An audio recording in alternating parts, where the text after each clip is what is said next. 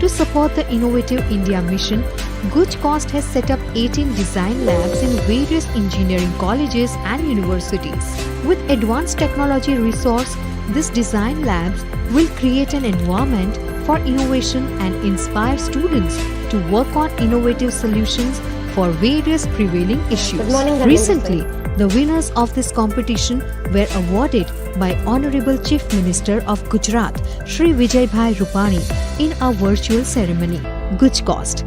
Investing in science, investing in future. Sir, am I audible?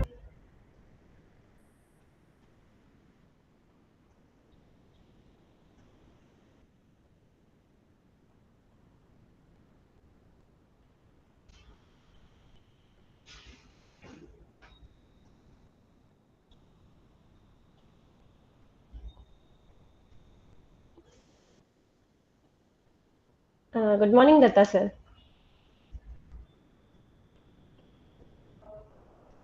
Yeah, good morning. I am in a meeting, so whenever you are ready, you tell me. I will go To out. support the Yeah. Innovative India mission, Sure. GUJCOST has set up 18 design labs in various engineering colleges and universities. With advanced technology resource, these design labs will create an environment for innovation and inspire students to work on innovative solutions for various prevailing issues. Recently, the winners of this competition were awarded by Honorable Chief Minister of Gujarat, Shri Vijayabhai Rupani, in a virtual ceremony. GUJCOST. Investing in science, investing in future.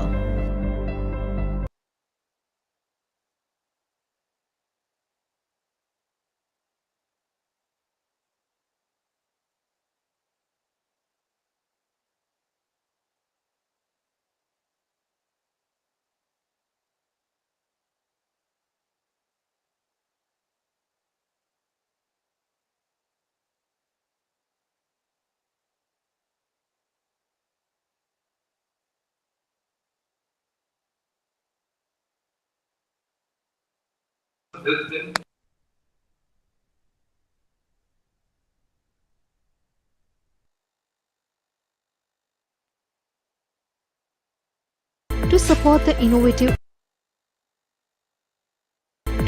the Innovative India mission, GUJCOST has set up 18 design labs in various engineering colleges and universities.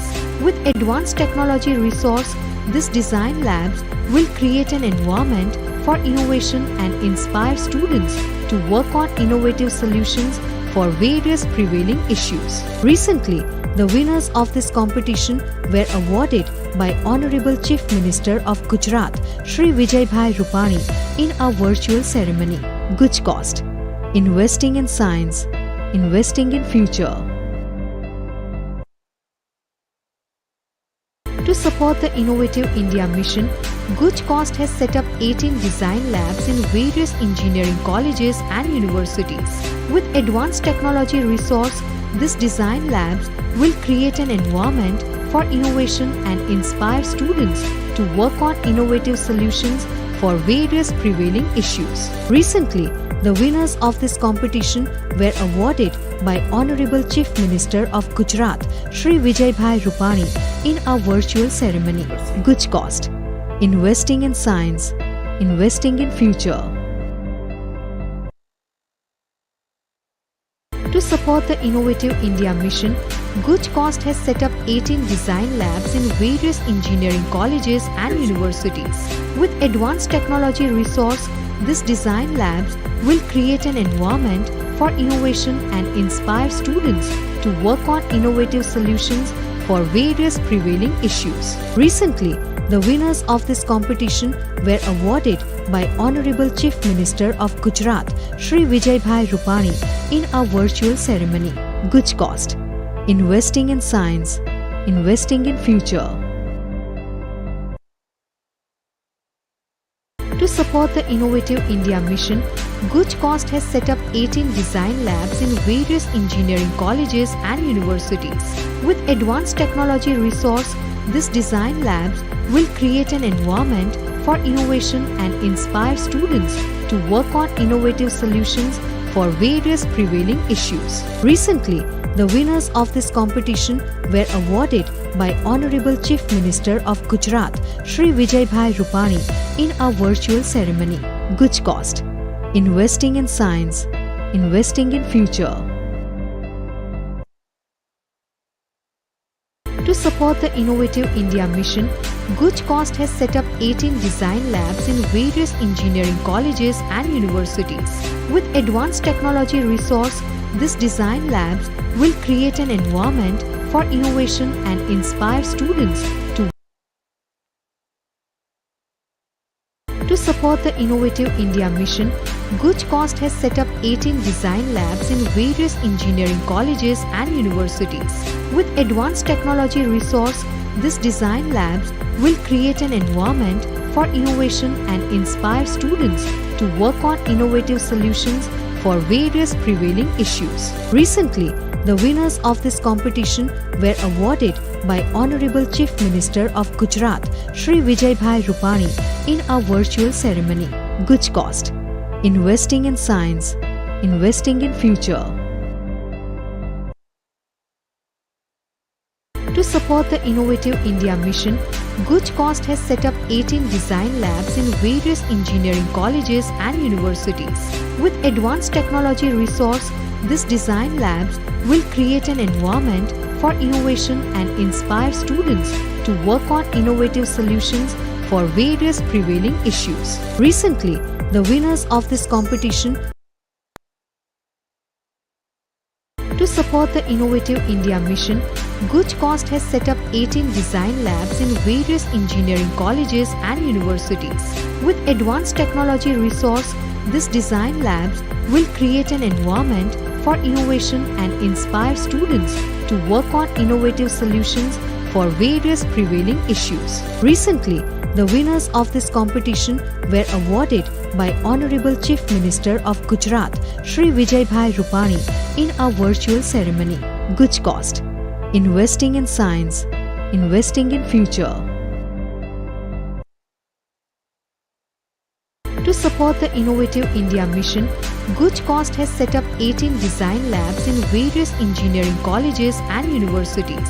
With advanced technology resource, these design labs will create an environment for innovation and inspire students to work on innovative solutions for various prevailing issues. Recently, the winners of this competition were awarded by Honorable Chief Minister of Gujarat, Shri Vijayabhai Rupani, in a virtual ceremony. GUJCOST. Investing in science, investing in future. To support the Innovative India mission, GUJCOST has set up 18 design labs in various engineering colleges and universities. With advanced technology resource, these design labs will create an environment for innovation and inspire students to work on innovative solutions for various prevailing issues. Recently, the winners of this competition were awarded by Honorable Chief Minister of Gujarat, Shri Vijayabhai Rupani, in a virtual ceremony. GUJCOST. Investing in science, investing in future. To support the Innovative India mission, GUJCOST has set up 18 design labs in various engineering colleges and universities. With advanced technology resource, these design labs will create an environment for innovation and inspire students to work on innovative solutions for various prevailing issues. To support the Innovative India mission, GUJCOST has set up 18 design labs in various engineering colleges and universities. With advanced technology resource, these design labs will create an environment for innovation and inspire students to work on innovative solutions for various prevailing issues. Recently, the winners of this competition were awarded by Honorable Chief Minister of Gujarat, Shri Vijayabhai Rupani, in a virtual ceremony. GUJCOST. Investing in science, investing in future. To support the Innovative India mission, GUJCOST has set up 18 design labs in various engineering colleges and universities.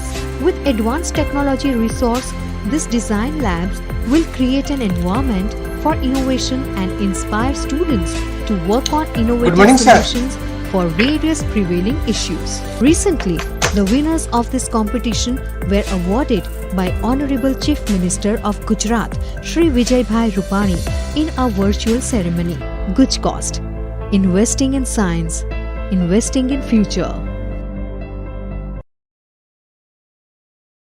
To support the Innovative India mission, GUJCOST has set up 18 design labs in various engineering colleges and universities.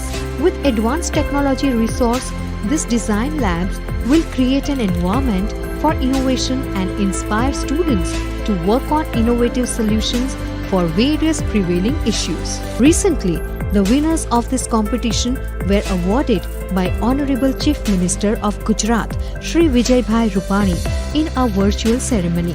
GUJCOST. Investing in science, investing in future. To support the Innovative India mission, GUJCOST has set up 18 design labs in various engineering colleges and universities. With advanced technology resource, these design labs will create an environment for innovation and inspire students to work on innovative solutions for various prevailing issues. Recently, the winners of this competition were awarded by Honorable Chief Minister of Gujarat, Shri Vijayabhai Rupani, in a virtual ceremony. GUJCOST. Investing in science, investing in future. To support the Innovative India mission, GUJCOST has set up 18 design labs in various engineering colleges and universities.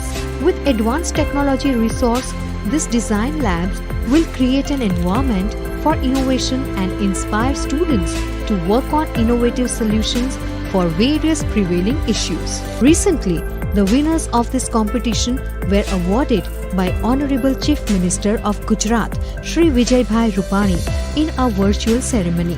GUJCOST. Investing in science, investing in future.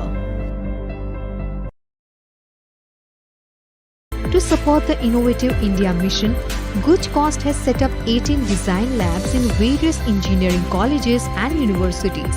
With advanced technology resource, these design labs will create an environment for innovation and inspire students to work on innovative solutions for various prevailing issues. Recently, the winners of this competition were awarded by Honorable Chief Minister of Gujarat, Shri Vijayabhai Rupani, in a virtual ceremony. GUJCOST. Investing in science, investing in future. To support the Innovative India mission, GUJCOST has set up 18 design labs in various engineering colleges and universities. With advanced technology resource, these design labs will create an environment for innovation and inspire students to work on innovative solutions for various prevailing issues. Recently, the winners of this competition were awarded by Honorable Chief Minister of Gujarat, Shri Vijayabhai Rupani, in a virtual ceremony. GUJCOST. Investing in science, investing in future. To support the Innovative India mission, GUJCOST has set up 18 design labs in various engineering colleges and universities. With advanced technology resource, these design labs will create an environment for innovation and inspire students to work on innovative solutions for various prevailing issues. Recently, the winners of this competition were awarded by Honorable Chief Minister of Gujarat, Shri Vijayabhai.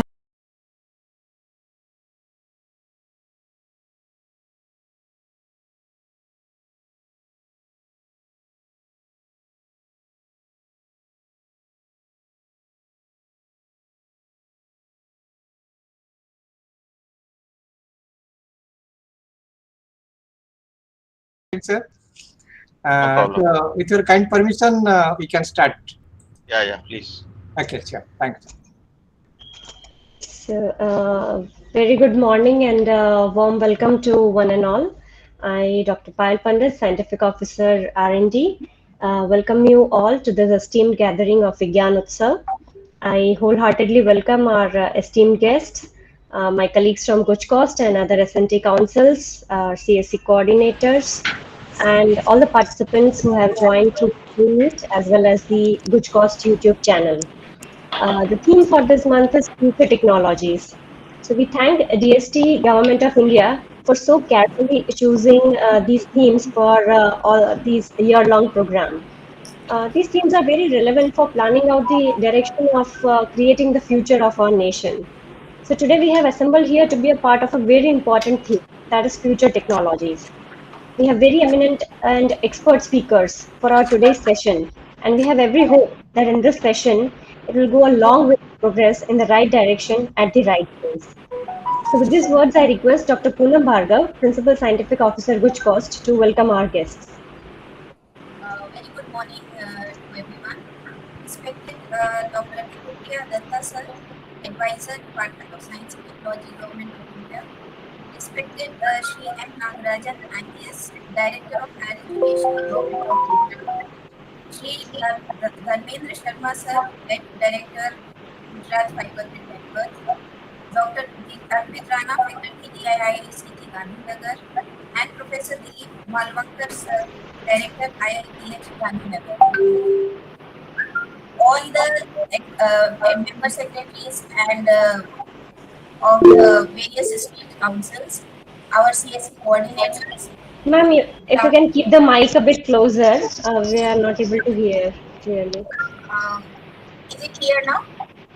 Yeah, Huh? slightly.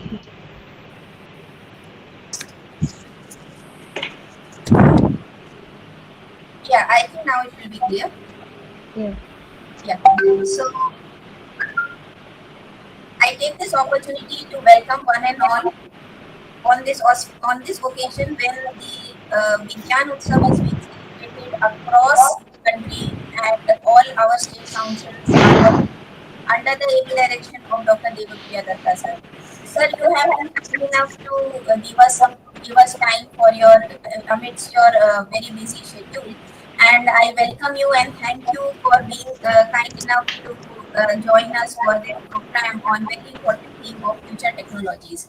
Technologies are actually part of our life, and they are making our life very easy and very easy, and each and every place we have technologies with us.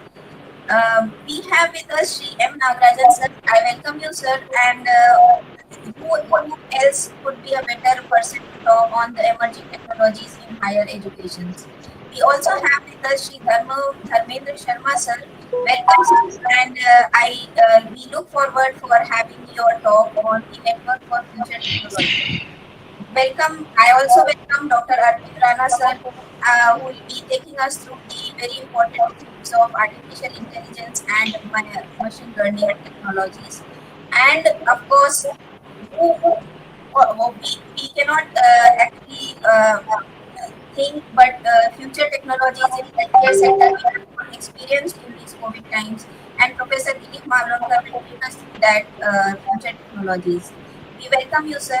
I also welcome our advisor and member secretary, Dr. Narottam Sahu, sir, who has been the inspiration behind conducting all these programs throughout the Vigyan Utsav.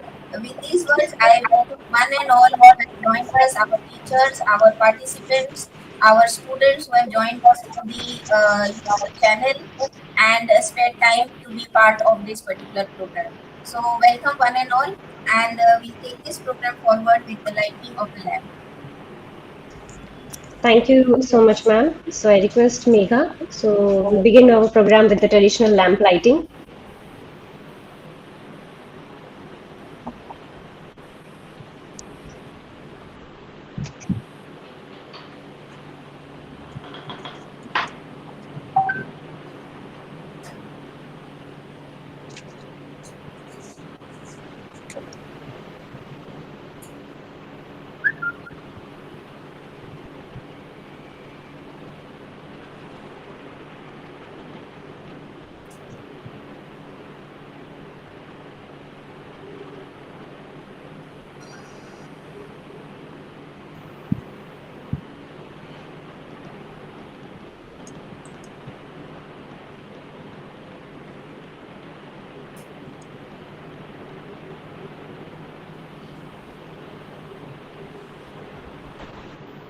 Thank you. I now request our advisor, sir, Dr. Narottam Sahu, to give a brief about this program and have an interaction with our experts, sir. Good morning, everybody. Respected Dr. Dept sir, the advisor and head, Chief Division, SFTP, Department of Science and Technology, Government of India. Sri M. Nagarajan sir, Commissioner of Higher Education, Department of Education, Government of Gujarat. Dr. Dharmendra Sharma sir, Head and CMD, Gujarat Fiber Network, Grid, Technical and Infrastructure. Professor Dilip Mavalankar, Director, Indian Institute of Public Health, Gandhinagar. Dr. Arpit Rana, Professor in BA IICT, Gandhinagar. My colleagues, Dr. Poonam Bhargav, Principal Scientific Officer, GUJCOST. Dr. Payal Pandit, Scientific Officer, GUJCOST. All our Director General, Director, Member Secretaries of all state S&T councils under the Department of Science and Technology, Government of India. All our faculties at the different engineering and university department all across the state. All our scientific science coordinators, science communicators at all 33 community science centers. All our project directors at regional science centers and our dear students and participants. Today is a very important day for GUJCOST and our student faculties and the science fraternity in the state. Today we are celebrating this Vigyan Utsav on a very important theme, that is future technologies. Vigyan Utsav is a very flagship program conceptualized by Department of Science and Technology, Government of India, to celebrate the 75 glorious year of our Indian independence, Azadi Amrit Mahotsav. We are very much thankful to our advisor and head, Dr. Dept sir, and the entire team of DST SSTP for a very nicely and very timely conceptualizing this Vigyan Utsav program to mark this Azadi Amrit Mahotsav and to engage and to empower all the state S&T council on a very important theme and sector of science, technology and innovation. The Vigyan Utsav is all about to celebrate the science, technology, innovation ecosystem in the state, identifying the gap areas in our progress and development, and to advise to devise the appropriate policy and action plan to fill the gap. So in that line, in every month we have a very specific month to discuss, for which we have one dedicated state S&T council to coordinate and other state S&T council to follow up with the other remaining days of these things. And very soon, as our advisor has mentioned and discussed, that we are going to complete this program in the next August, and with bringing up a very beautiful compendium of all the important things, which can be the guidebook for other activities in our state S&T council network. So as for that, this month theme is concerned, it is future technologies. Now we can understand that it's very difficult to cross our day without a gadget, like most commonly smartphone or our computer or a laptop or something like that. Our society is now being reset by rapid advances in information technology, computers, telecommunication network, and other digital systems that have vastly increased our capacity to know, to achieve, and to collaborate. In every field like artificial intelligence, machine learning, smartphone, AR, VR, quantum communications, and so on, which are all connected, interconnected technologies, is getting developed each day and each second, and it has no curve. Technology is all about making our life very simple and very easier and comfortable. In every field, its occupancy and the requirement is numerous. our life gets easier and simpler as we progress. But today's discussion is all about to make people aware about the rapid advances in certain specific technologies and their impact in industry, society, and the individual, and our economy and well-being. So in that case, we have designed this 1.5 hour session in terms of our communication network, our health sector, our policy making institutions, policy makers, and our education and research type of things. So we have Dr. M. Nagarajan sir, who is the Commissioner and Director of Higher Education, Department of Education, Government of Gujarat, who is very keen in it, taking this emerging technology to the classroom and to the high-end research. With his support and collaborations, GUJCOST is also giving a helping hand in establishing 500 plus innovation clubs in the government, granting aid, and the private institution colleges like arts, commerce, as well as the science colleges, and giving a chance to innovate and to be creative. So we are thankful to you, sir, for your kind presence and your brief deliberations.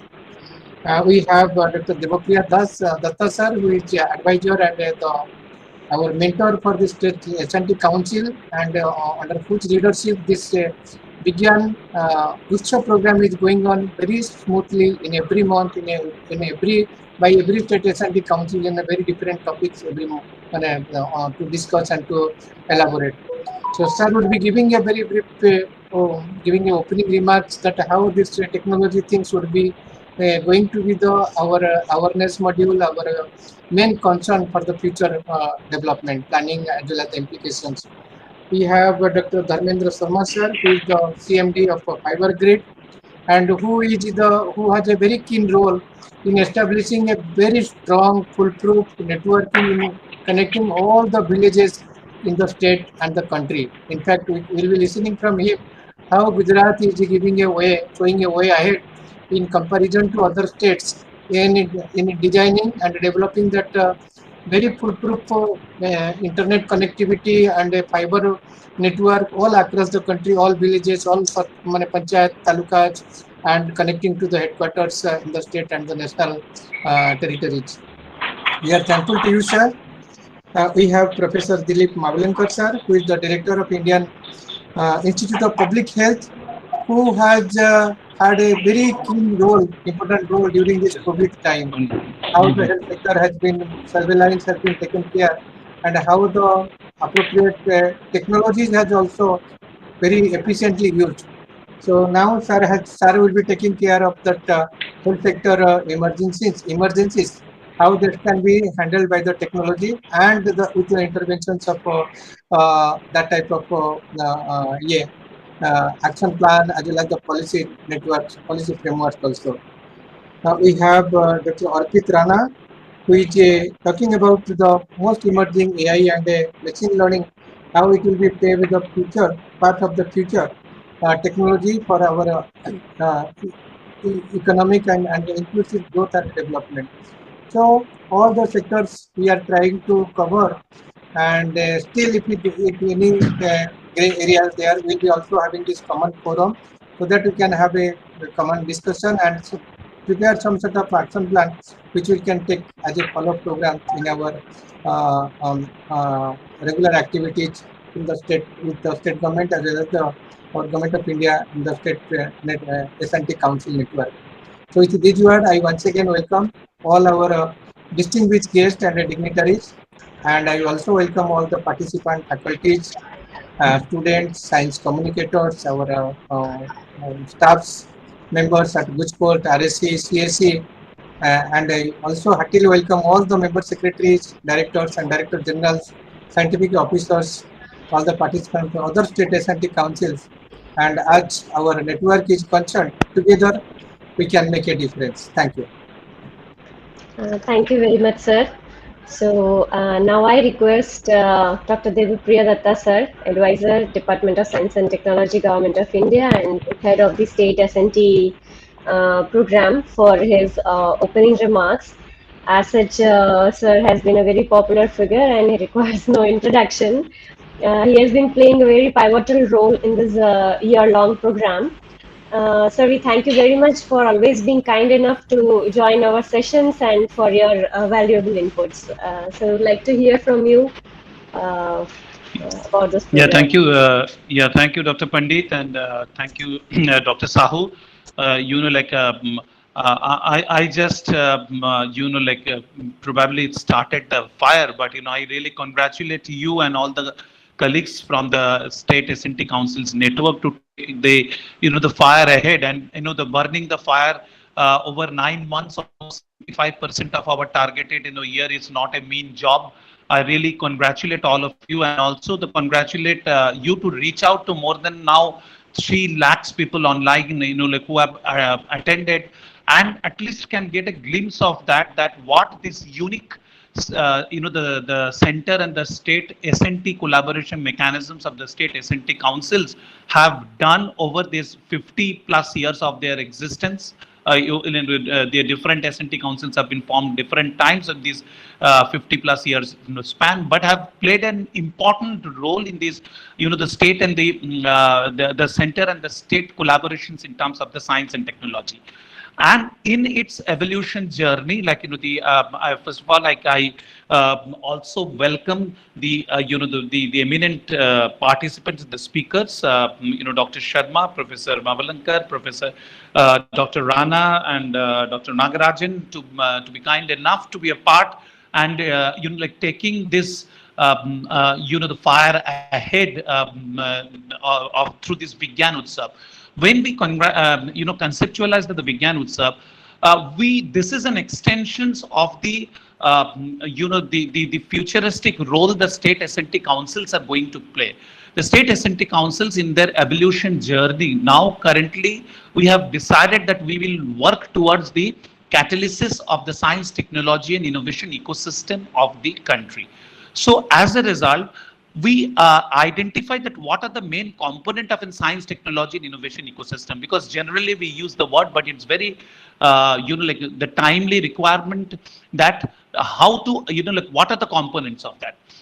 And now when this 9 months we are into the 9th month of this Vigyan Utsav, we could identify that definitely the STI ecosystem at a state or a national level consists of the main components of the research and development, the technology development, technology usage for the social and the economic development, the infrastructure, the S&T infrastructure development, the organization and the human capacity development, the policy. So if these are the main, the component of the STI ecosystem, now while catalyzing that, it's important that, the most transformative,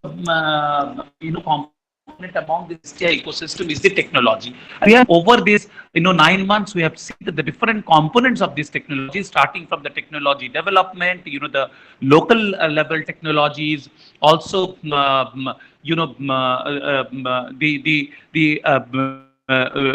grassroots level technologies. So we have seen the different aspect of the technology. To this, the 9th month, what we are going to look it into probably is an important from the context of the the resolve of this 75 years of Azadi ki Amrit Mahotsav to make India self-sufficient or Atmanirbhar Bharat, and the responsibility which our honorable prime ministers are entrusted on the scientific and the technological community. In his the address to the nation in the last August, he told that the coming 25 years of the nations will be driven by the science and technological based on the science and technological development in the nation. And already the government has started taking many of these initiatives in that directions. That is the reason, when we thought about that the future technology as an important component of the STI ecosystem, we very very consciously we avoided the confusions with the future technology and the futuristic technology, because futuristic technologies it's a more of a knowledge driven the concept, but the future technology has to have the purpose, and our larger purpose is this Atmanirbhar Bharat, where like what, which will the requirement for the Atmanirbhar Bharat in future in terms of our the varied the geographical diversity, the socio-economic diversity, the sustainable development goals, the more and more requirement, and where India is playing a very important role in terms of the green, the technology and the economy, and the more fall, especially during this, when after the pandemic, the socio-economic revival is taking place, the technology cannot be agnostic to the requirement of the society per se. That means creations of the job, the career opportunities for the the youth, and overall resilience within the community. And that is the reason that when we told that the future technologies, that we thought of that bringing that the boundary of the future technologies to make life easier and faster, for creating new economic opportunities, creating the new the job opportunities, and overall how the sustainable development can be, we can bring the sustainable development. India, if you look today in the the geopolitical situations through which the world is going through, on one hand we have an the challenge in terms of the pandemic. In other way, there is a huge geopolitical the disturbance of all over the world. Our Prime Minister currently is in Europe, and he basically epitomize the role India is playing a balance in this disturbance all over the world, whether it is in terms of pandemic, whether it is in terms of a pandemic, or whether it is in terms of the political, the human, and the the socio-economic disturbance. And what India can play a big role and show to the world that what type of an the model for the socio-economic growth, sustainable growth, sustainable development, keeping a balance between the environment, the society, and the economy can be developed. At the same time, the technological, the development can bring the efficiency not only within the economic system but in the societal system. Just now I am like attending in another of our meeting, which we are discussing about that the SC and ST communities, how they can really be benefited with the technological input. In other way, our livelihood system, if you see that India itself having so varied livelihood system, our own future technologies, a large part of that has to be aligned with the varied social, the livelihood system, to improve the livelihood systems, weakest link, and to like the strength of the livelihood system. Also, we have to recognize and how that efficiency can be improved. In that way, this science and technological system should be a great enabler in improving the welfare system's efficiency, and that's the boundary in which we look it into the future technology, a technology which really nurture the local level innovations by linking it with the the larger formal innovation system. So these are the boundary systems and the system and the subsystems which we need to strengthen through the technology and the future technology, the development, its the disseminations and the delivery and disseminations, and ultimately in the absorptions in the larger number of the community. Let us not forget that India have a demographic advantage because we are having the the largest number of the youth in the world.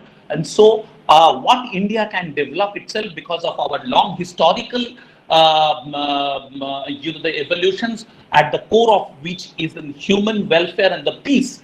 This technological, the futuristic development of the technology, India can really become that the Vishwa Guru in showing the world that how technology can be, they use as an engine for a peaceful and humanistic development of the society, where no one should be left behind, or in the other word, that what our the government proposes of the Sabka Saath, Sabka Vikas. And I think that's the philosophical and the logical boundary in which we have to discuss about that these the future technologies. And let us also try to understand that this will, as we go more and more in the different states, the nature of them will be different. As we go more down the state, at a district and the sub-district level, their nature will change, and that's the uniqueness of the Indian model, which we must develop at the end of this 12 months and try to to nurture in future, that so that what our Prime Minister has given us the responsibility of science and technology led development of India over the coming till 2047.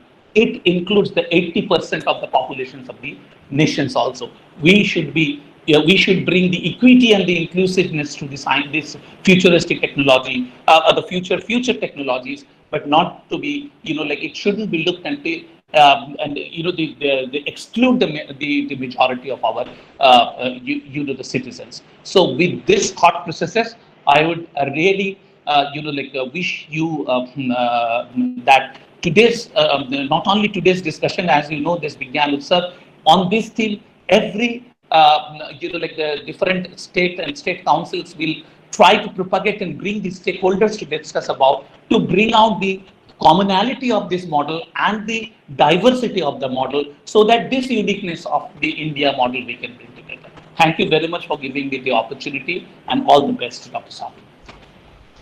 Thank you. Thank you very much, sir, for enlightening us with the various perspectives on the importance of the role of development of technologies for the future, which will lead to Atmanirbhar Bharat.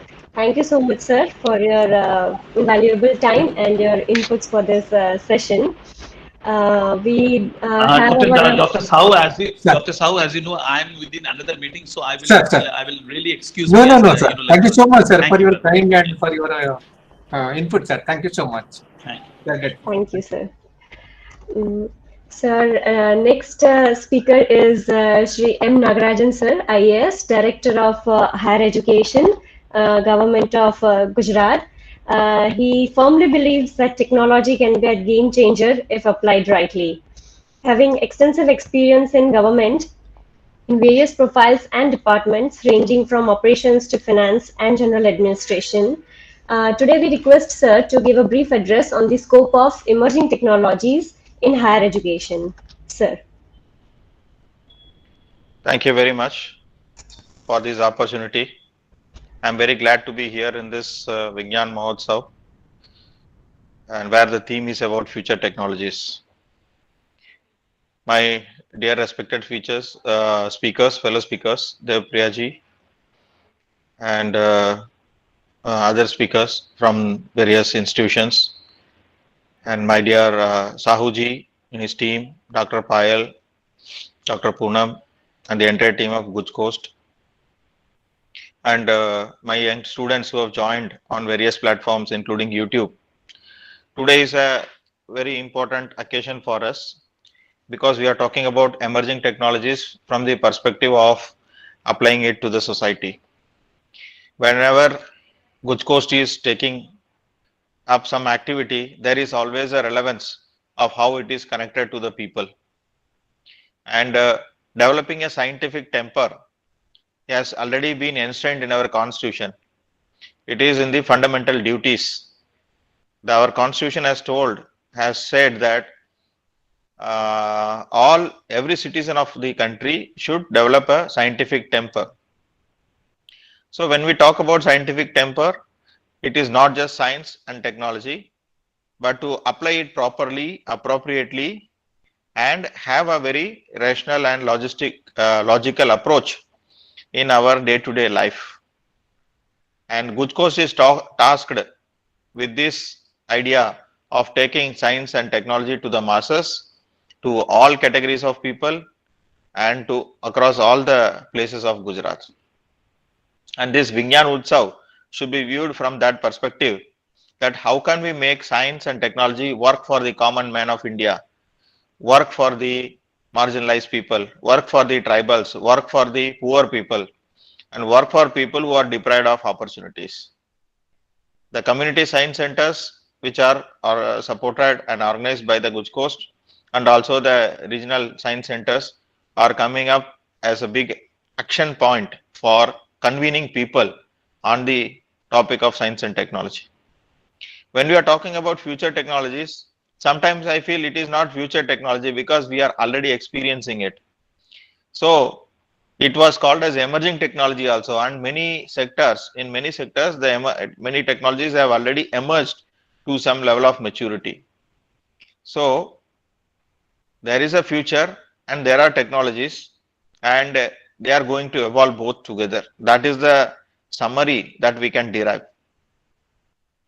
When we are talking about futuristic technologies, we can talk about artificial intelligence, machine learning, robotics, 3D printing, and related many other applications. So these are buzzwords, but when we are applying it to a specific sector, say healthcare industry, or say education, or social development, and all that, they come with different challenges and also different opportunities. Whatever invention we are making in any field, whether it can be physics, chemistry, uh, biology, or any other related field, even IT technology and all that, what is more important is how it can be applied to solve a problem of the society. So when we are making an invention, many times the inventor himself does not know where all his invention is going to be used, what are all the applications and benefits of it.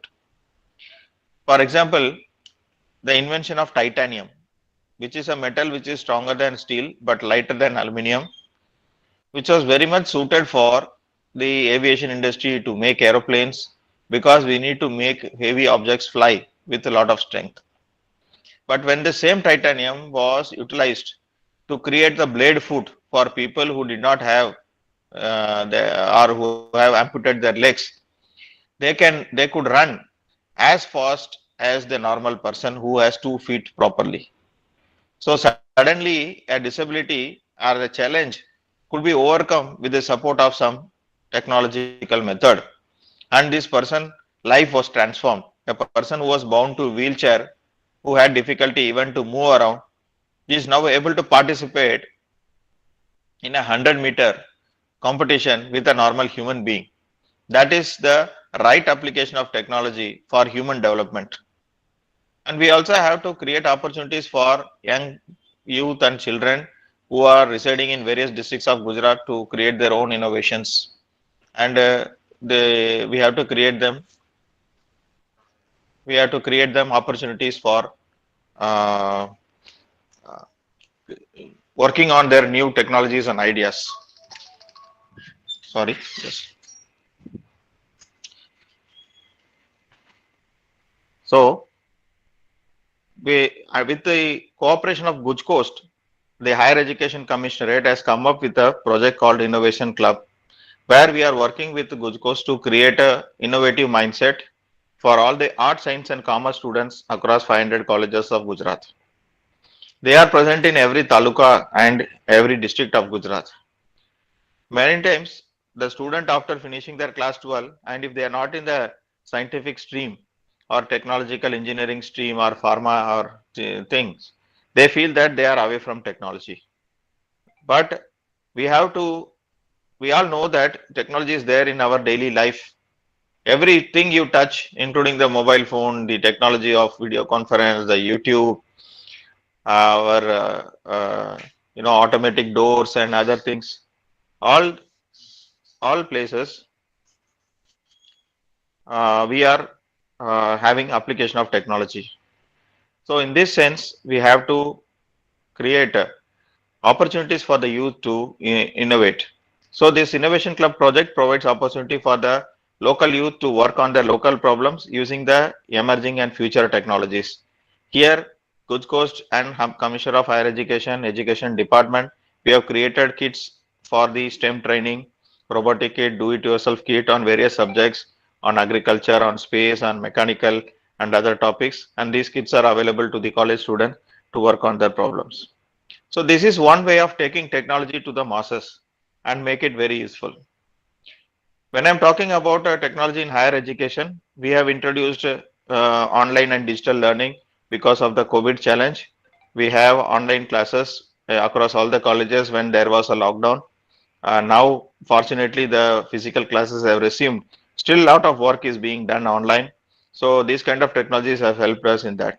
We are also working on creating smart classrooms where digital learning equipments can be provided, and e-library and also e-book facilities, and digital methods can be used by the teachers to better give their teaching to the students. In this way, emerging technology is there available in every situation, in every aspect. And now it is time for us to take everyone along. The Jan Dhan, Aadhaar and Mobile Trinity, which Honorable Prime Minister Narendra Modi Saab has given to the masses, has empowered even a rickshawala, gallawala and a laborer to get his payments immediately on the mobile phone.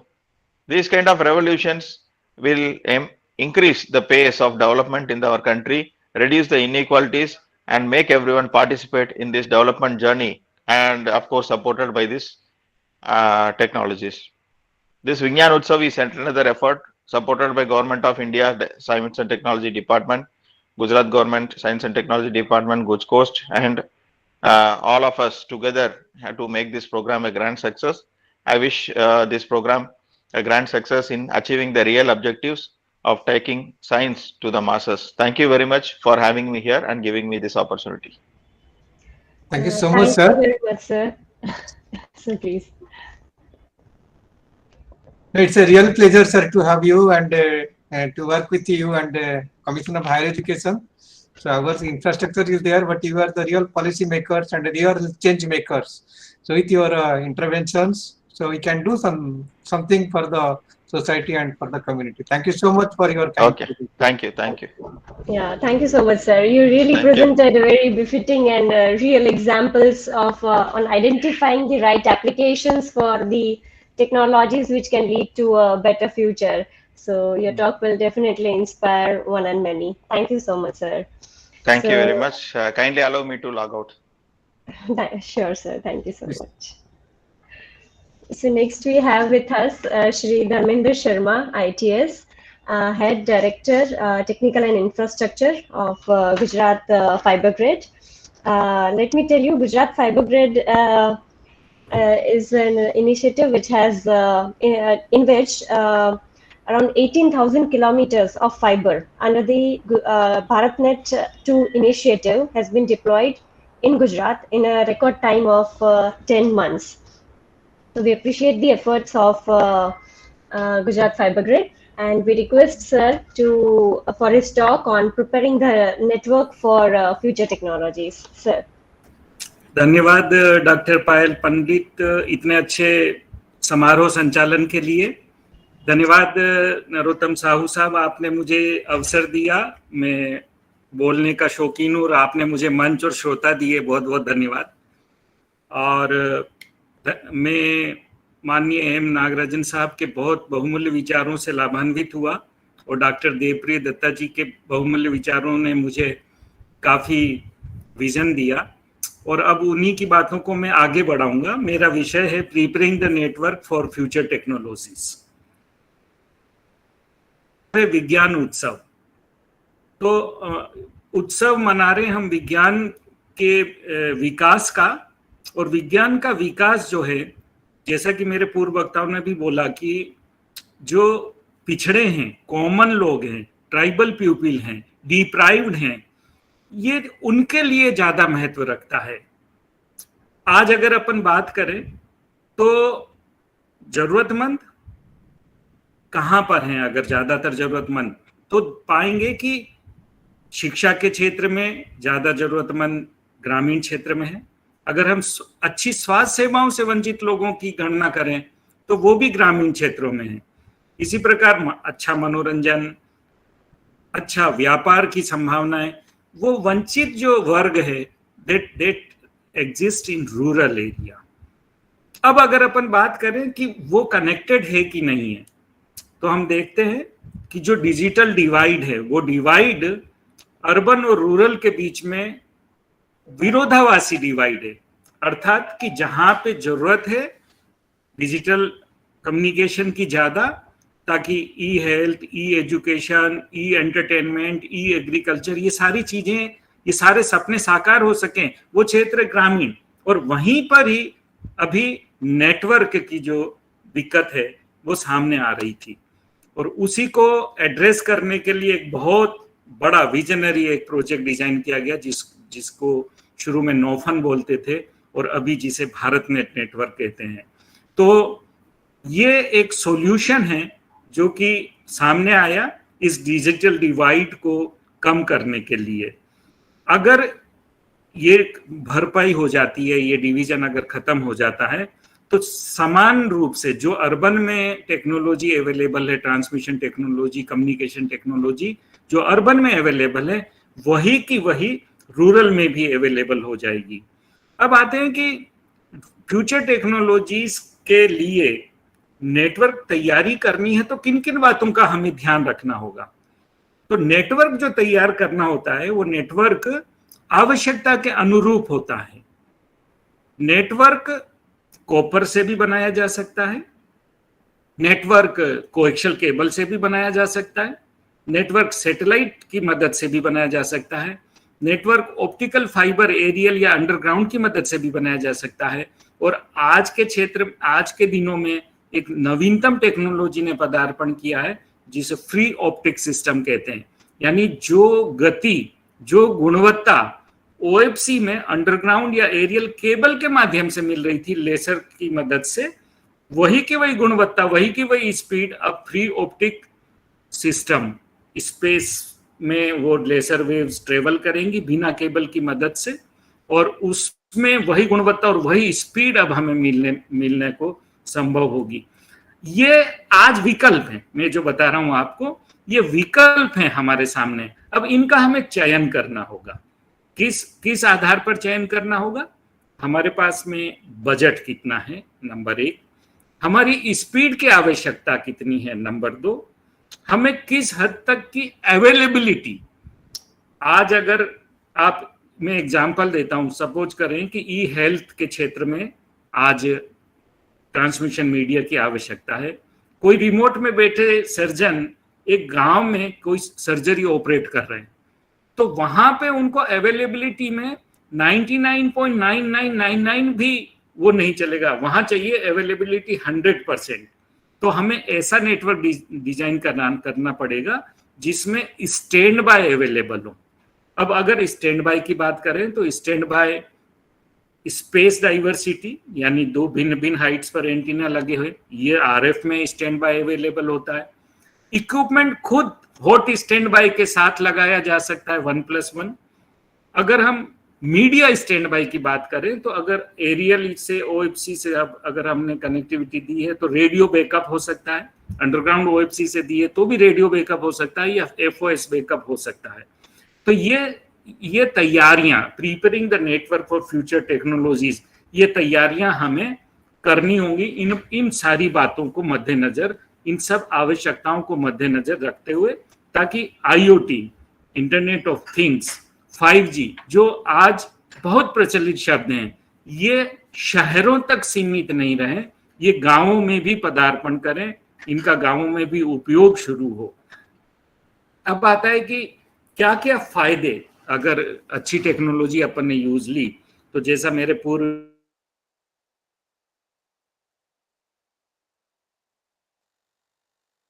की मदद से doctor पायल पंडित ने बताया कि 36,000 kilometre का network GFGNL ने पिछले 1 से 1.5 साल में रिकॉर्ड समय में, और गुजरात मुझे साझा करते हुए गर्व है कि पहला ऐसा राज्य है जिसने ये प्रोजेक्ट इतने बड़े पैमाने पर, इतनी अच्छी गुणवत्ता से, इतने अच्छे अपटाइम के साथ में कायम किया। तो जो मोदी जी का सपना है, माननीय प्रधानमंत्री जी का, कि सबका साथ सबका विकास, तो सब कौन है? अर्बन और रूरल। तो रूरल के लिए ये जो भारत नेट प्रोजेक्ट है, ये वही काम कर रहा है जो आज मेरा विषय है, preparing the network for future technologies. क्योंकि टेक्नोलॉजी, रोबोटिक टेक्नोलॉजी या जीनेटिक टेक्नोलॉजी, किसी में भी अगर विकास हुआ लेकिन वो ट्रेवल करके अगर लाभार्थी तक नहीं पहुंचा, तो उस टेक्नोलॉजी का कोई यूज नहीं है, और लाभार्थी है गांव में, और उस सपने को साकार कर रहा है ये भारत नेट प्रोजेक्ट। आने वाले दिनों में जो भी अगर मेरे साथी सुन रहे हैं, मैं उनको बताऊं कि ग्राम पंचायत तक भारत नेट प्रोजेक्ट से ऑप्टिकल फाइबर केबल पहुंच गई है, लेकिन वहां पहुंचना इस परियोजना का आरंभ है, अंत नहीं है।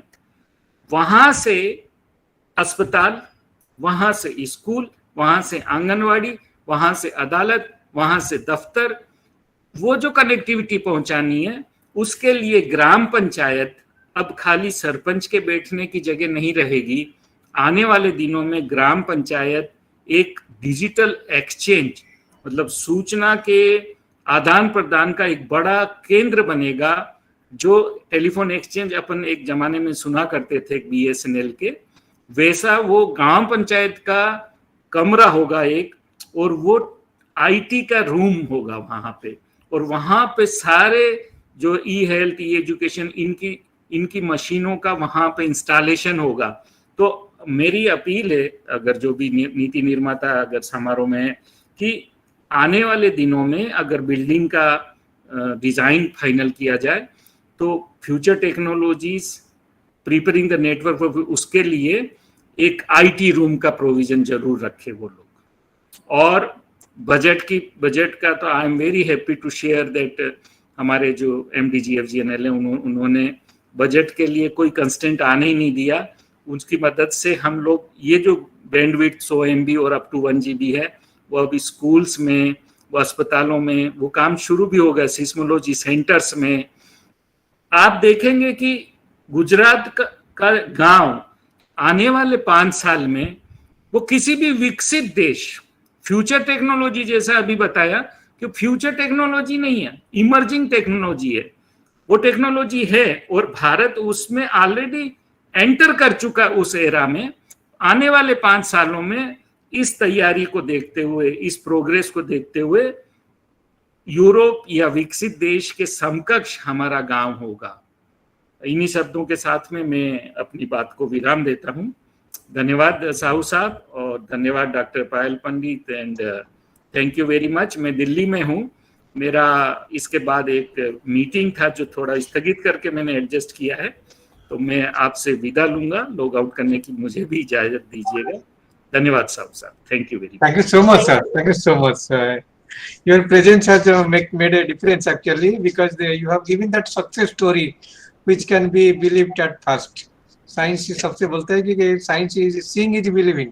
सर एक टेक्नोलॉजी देखेंगे एंड इनका ऊपर में काम देखेंगे तो फिर हमारा यंगर जनरेशन का जो भी सपना दिखना होता है वो दिख पाएंगे, एंड वो थोड़ा होता है। Sir thank you so much. With your busy schedule you have to accommodate. It's a great pleasure and a great regard, sir.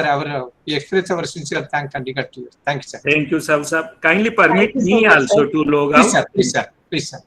Yes, basically we are thinking of leading to future technologies, but there needs to be a way to lead to the future technologies. You have shown us the way that how we can connect to the future. So thank you so much, sir, for being very crisp and identifying the need-based future technologies that we need to identify, selecting the right network for the particular application so we can optimize the requirements for the future. Thank you so much, sir. Thank you for being with us. Thank you very much. So next we have with us Dr. Arpit Rana. He is faculty at DIICT Gandhinagar, and his research interests are recommender systems, human-computer interaction, information retrieval, and decision support systems. Sir, we request you for a brief talk on artificial intelligence and machine learning, paving the path for future technologies. Sir. Yeah. So thank you very much, Dr. Payal Pandit and Dr. Sahu. It's privilege to be here on such a platform, and I was listening to lots of speakers, eminent speakers, I would say, and they have enlightened in so many different dimensions or aspects of future technologies, specifically in the Indian context, and that is of utmost importance, specifically for all of us. And I was also told that there are lots of students connected to this network, specifically to this talk. So specifically, I have prepared my talk for the students who are going to be the future technology builder for a state and the nation. So can I share my screen? Yeah, sure, please.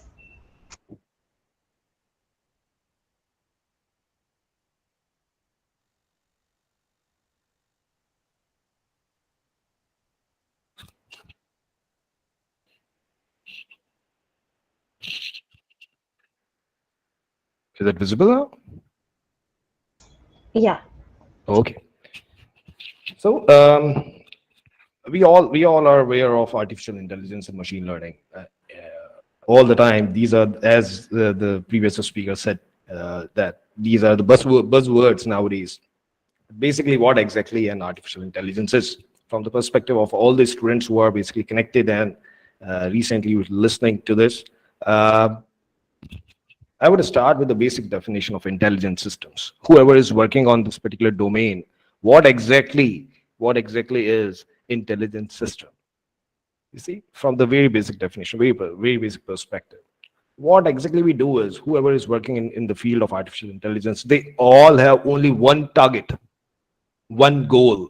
Basically, they want to create smarter tools, right? Now, smarter tools means what? Smarter means whether it should be efficient, it should increase the throughput. It's whatever it takes as an input, it should generate more output than a human being can do, or it should take only less amount of input and generate equal amount of output, isn't it? So first point is that it should increase the throughput. That is what the smartness can be defined. Another way is that it should reduce the externalities. That is important. Means it should reduce the side effects. Well, most of the time, what we do is we create or we build the technologies, right? But we do not pay attention to the side effects of it. Later on, once we start using these technologies, later on we realize, oh, there are lots of pitfalls in it, and we need to resolve them. Most of the time, research leads in that way, and it is basically the human nature. We basically, first of all, whenever we try to solve any problem, we do not apply any constraint at the initial stage. We look at the problem and we see if it can be solved. Once we are able to solve that problem, then we move to, okay, now these are some of the pitfalls, or these are some of the externalities or side effects that we need to get rid of. Okay, so this is how basically the overall smart tools basically are designed. So smarter means which can increase the throughput and reduces the externalities or the side effects. Right? Now, just look at some of the examples of it. Self-driving vehicles. Nowadays, it is becoming very common nowadays with technology students who are basically working in studying in higher education institutes, or also working in AI-based, technology-based companies or industries. They are very much aware of and excited to self-driving vehicles, which is basically, so far, it has been targeted to assist physically handicapped people, or even to solve the transportation problem, specifically in those countries where they are not highly trafficked. Their roads are not jammed with the traffic, and they can use these self-driving vehicles to home deliver things like Amazon. They can use these self-driving vehicles to home deliver the objects or the things or the entities that users are buying on their platform. Another example is the news filters. Right? Whatever the information that we would like to consume, that should be filtered out. Now, one important aspect in this case is fake news. What information is fake? And can you define that, whether it is fake or not? People are working on it. Can we define that the fakeness? Can we apply the degree that this is less fake, this is more fake? Or we can just say, oh, this is fake at all. We need not to pay any other attention to it. Can we define that in a binary manner, or in a certain degrees, less, more, or most, like that? So there are lots of things which are happening here in news filters. There are another problem with this as is that if nowadays, for example, Google News or any other platform, they what they do is they just try to tune their parameters or their preferences as per yours, right? Whatever you like, they just try to show only relevant news to you, but it creates a filter bubble around you. They actually do not allow you to move out of it. So can we develop technologies that can enable that can give this control to the user? Whenever I would like to move out of that filter bubble, I would be able to do it like that. People are working on it, and still it's an open problem or challenge. Medical diagnostic tools, remarkable advancement have been done on this in this particular domain. The important thing is that how quickly, at what stage, at an early stage, if we are able to detect any disease, it would be quite easy for the doctors to resolve that, just to cure it. For example, the cancer, if it is detected in an earlier stage or the very first stage, then it can be cured. It has been found that it can be cured. It can be cured, right? Another thing is that bomb disposal robots and fire extinguisher drones. These are some of the electromechanical, or I would say that intelligent devices, smart tools. There are higher risks and for human-based solutions. So machine-based solutions or smart tools, intelligent systems can solve these problems more precisely and effectively. So these are some of the main domains. I'm just highlighting a few applications. There are other domains and other areas as well. These are just a few examples on it. Okay. Now the point is that future technologies using AI, that is what basically the topic all about. Now I would show you some of the trends on the technologies, how it has evolved in different perspectives. So first we look at data-driven technologies. Fine. So analytics solution, I would say. So what are the different analytics solutions that have been developed in the industries, specifically in the businesses, and then now it has been spreaded into government bodies, auditing committees, and in different domains, in different organizations. So initially, whatever data we have, so we used to have descriptive analytics solutions, which can tell us what is the insight, what has happened in the past. So descriptive analytics solution used to mine that, used to find out the facts out of what has happened, and then can tell us, okay, this event or this thing has happened. For example, I am just taking an example of mobile telecom industry, you can say. Okay. And now it has been found that any service provider like Airtel, I'm just giving an example. It's fine. I'm not claiming anything and not naming anyone. But I'm just saying that one service provider has found that there is decline in their profit in the first quarter of the year. Fine. So they have found this using descriptive analytics solution and descriptive analytics tools. Okay. With that. Now, diagnostic is why it has happened. So they have found that people have started churning their system and they are subscribing to other service providers. Churning means they are leaving it out and then subscribing to others. People who are using one service provider, they are leaving their services and then opting for others. Okay. So they have found that churning is one of the main reasons that that is basically one of the main factors for that decline in their profit for the first quarter. So now, predictive. This was descriptive. One, descriptive and diagnostic both uses the past data and then just try to find out what has happened and why it has happened. Okay, the reason. Now the predictive technologies. In predictive, by using the previous data or the past data or the current data, system is able to predict what is most likely to happen in the future. What can be the case? What can be an event in the future or any action or any incident? If that can be predicted, it means that we can find the solution. But predictive technologies are used just to predict something. Decision making was still onto the manager's end.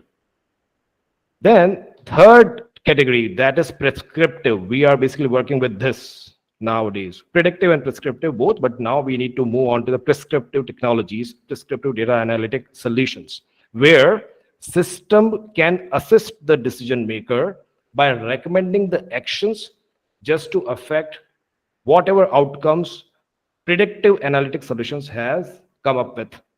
Okay, so for example, if someone is going to churn, so prescriptive analytics solution is going to tell us that, okay, that user is going to churn, that is user is going to leave your services. Now you should send him such and such offer just to retain him, right? Because he might be calling on, he might be using international calls so frequently. So you should give him an offer for the international calls on low rates.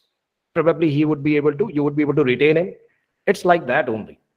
Okay, so descriptive, predictive, and prescriptive analytic solutions. These are different categories of analytic solutions. And the trend is that initially we started with descriptive and diagnostic. Who is going to churn, why he is going to churn. Then it moved to predictive, when he is going to churn. And then it moved to prescriptive solutions, that if he is going to churn, then what are the offers we should send him to retain the particular customer. Fine. So trend is towards prescriptive, and basically currently we are working on in so many different domains. We have achieved or we have reached to prescriptive analytic solutions. In some of the domains we are still working with predictive. So it depends on the domain to domain because of the technological advancement. Okay.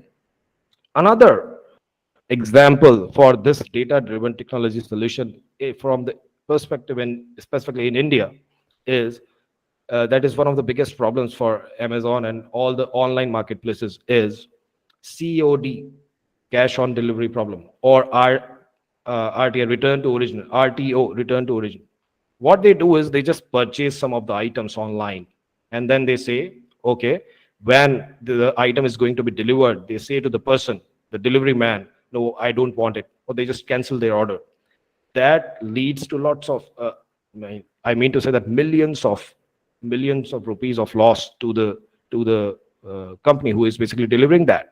Okay, so just to predict it, that okay, this just whatever activity you perform on the platform, looking at the, for example, you just imagine Amazon. You are trying to purchase something on Amazon. Whatever activities you are doing on the Amazon platform, based on that, system is able to identify or predict that this particular customer may go for cash on delivery, means he may reject the order.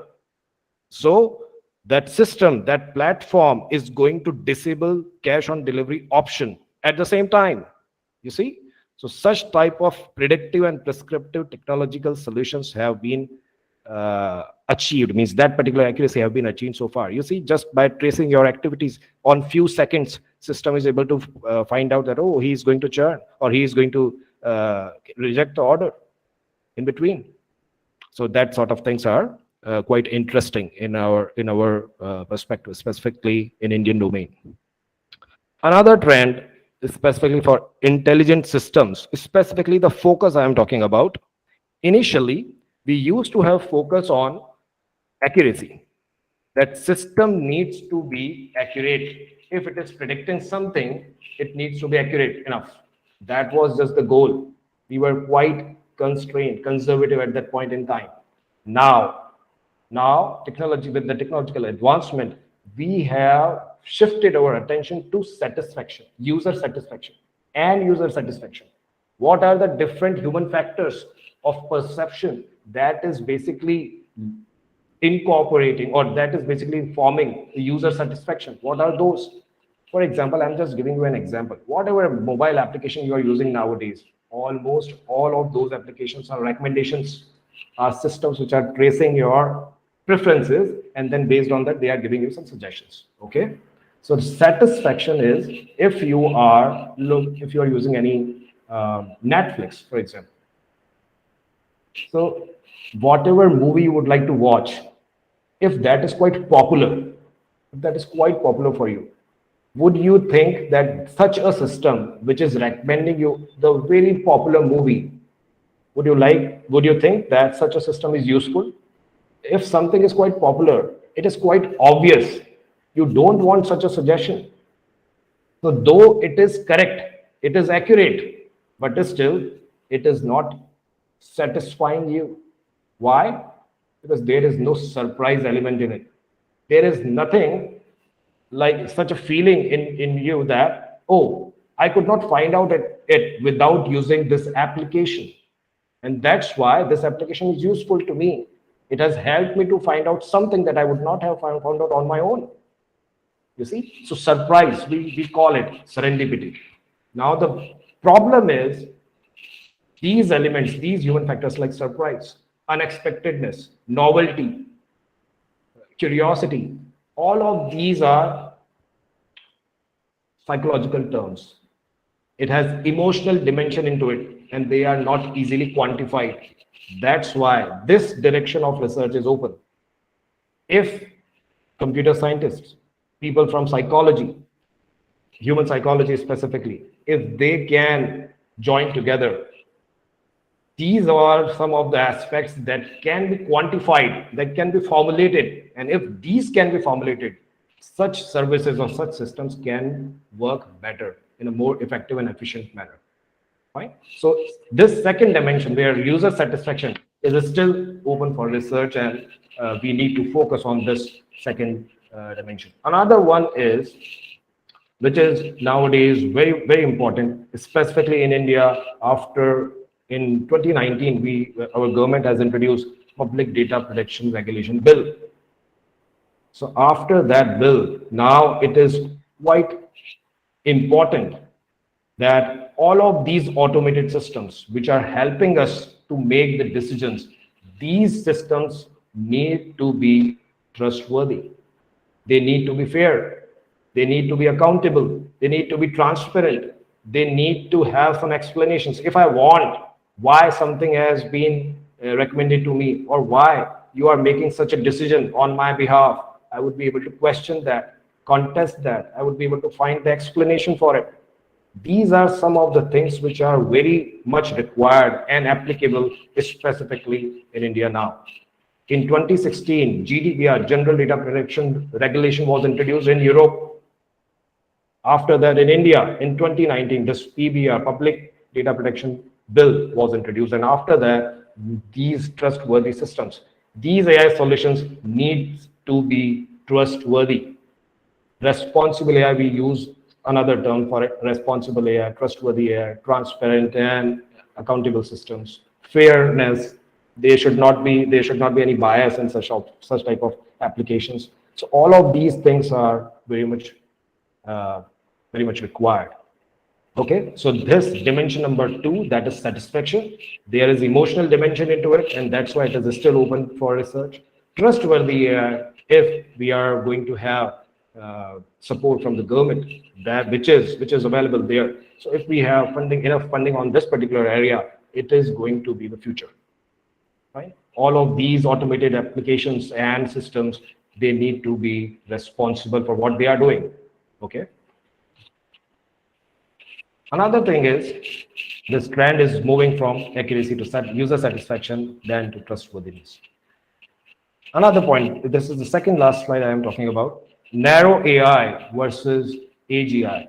Whenever we talk about artificial intelligence, we see that, okay, if we are going to create artificial intelligence solutions, then it is going to steal the jobs from humans. But it's not that. Actually, whatever is the target is we are working on narrow AI. Narrow AI means in a very specialized domain for a very specific task, we are trying to find the solution. Because in most AI applications, if my audience understand that well, then most AI applications are basically depending upon the approximate algorithms. They are not giving you optimal solutions. That's why you cannot say that they are going to replace a human being. They are targeted. I'm saying targeted again. Our overall objective should be, whoever is working on it, Our objective should be to prepare such system which can assist human beings. Okay, which we need to design such systems which can assist human beings. They should not replace human beings. Okay, and specifically we are working on narrow AI, which is a very specific domain. There are lots of success stories for it. Recently, in 2020, February 2020, MIT they have discovered a new antibiotic recently, just by use of deep learning technologies. Okay, machine translation nowadays you can see, initially it used to have whatever conversational agent you used to use, means you can speech, you can talk to that agent. Initially we used to have the problem of accent. Nowadays that accent problem is gone with the conversational agents. Machine translation, even nowadays you can see English to Hindi translation is improving. You can use the Google translation, you can see that. So these are some of the success stories. There are many, but I'm just highlighting a few. At the same time, the point is, now again, the point of research here is that these systems are surprisingly brittle, means they break down. If it is working in a one specific domain, the same algorithm, the same solution we cannot carry that into another domain. It is not applicable to another domain. For another domain, we have to come up with a new form of that. Okay, so that is the problem, and because that is the problem, we need to solve it. Okay. Another point is that if we are talking about narrow AI, people also talk about AGI, artificial general intelligence. They think that they are basically hypothetical.